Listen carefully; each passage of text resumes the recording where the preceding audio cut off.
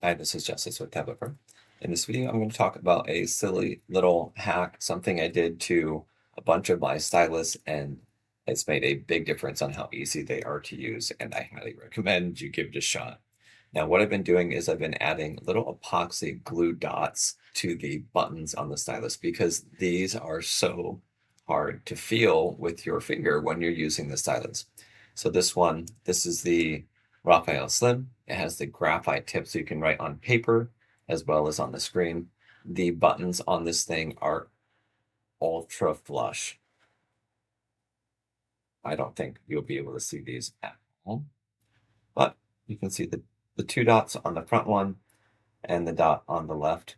The green screen makes these look a little funky, but you'll get the idea. This is not rocket science. This is the glue that I used, the 5-minute epoxy. I got this at Home Depot, Devcon.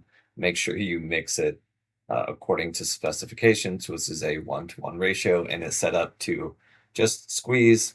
I stir with a Q-tip, and then I use that same Q-tip to put little dots here. So the Raphael R530, which is my most used stylus.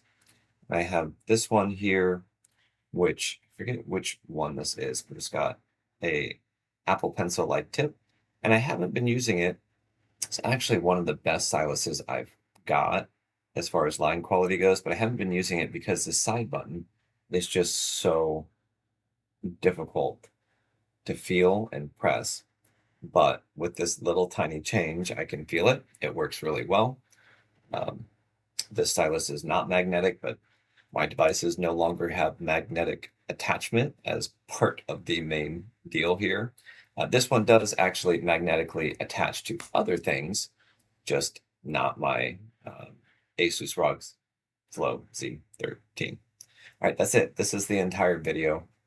I hope you found this useful.